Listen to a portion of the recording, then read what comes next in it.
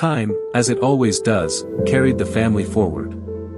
The grandchildren grew older, the seasons turned, and the house that once echoed with John's footsteps became a place of memory more than presence. Yet outside the family's circle, his words continued to travel in ways no one could have imagined. The little book Letters from a Quiet Life spread quietly at first, but like a seed carried on the wind, it found soil in countless places. Universities added it to reading lists in courses on philosophy, literature, and psychology.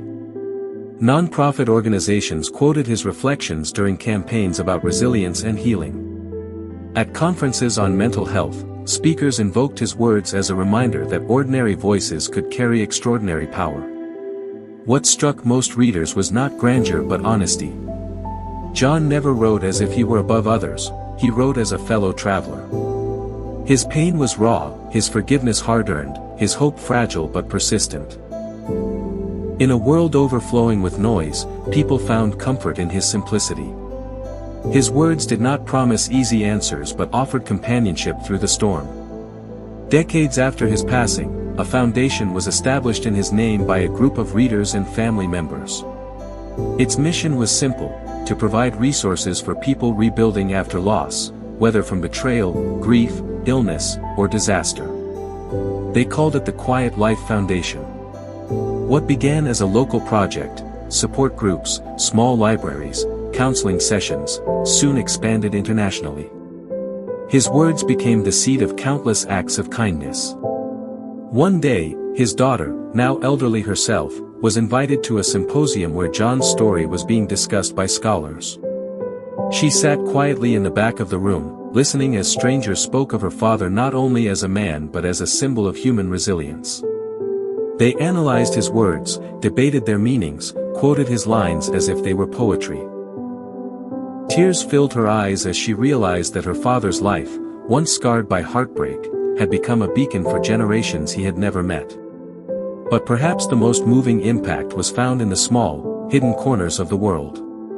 In a refugee camp, a volunteer read John's reflections aloud to children who had lost everything. In a prison library, a dog-eared copy of Letters from a Quiet Life circulated from inmate to inmate, pages marked and underlined by trembling hands. In a quiet hospital room, a young nurse whispered his words to a patient who was afraid of dying, bringing comfort in their final hours. John had once feared that his pain would define him. Instead, it became the bridge by which countless others crossed their own darkness. His story proved that resilience was not reserved for heroes or saints. It was a choice anyone could make, even when broken. The chair on his old porch still stood, weathered by rain and sun. Tourists sometimes visited, curious to see the place where so much of his story had been written. Some left flowers, others left handwritten notes thanking him. His family never turned anyone away. They welcomed these strangers, knowing that in some way, John would have done the same. His great-grandchildren, curious about the attention, often asked, "Why do so many people care about Grandpa John?" His daughter would smile and answer, "Because he lived honestly. Because he showed the world that even the hardest stories can end with light."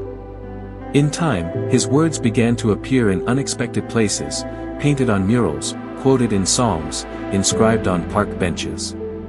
The phrase, "resilience is not about never breaking, it is about rising again," became a line repeated across cultures, a quiet anthem for those who refused to give up.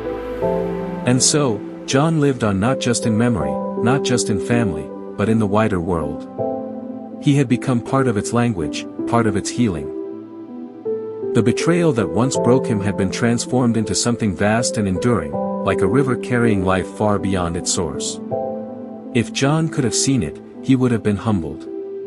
He never sought greatness. He simply sought to survive with dignity, to forgive without losing himself, to love even when love had hurt him. And it was precisely in that ordinariness that people found their strength. The world remembered him not as a perfect man, but as a real one. And perhaps that was the greatest legacy of all.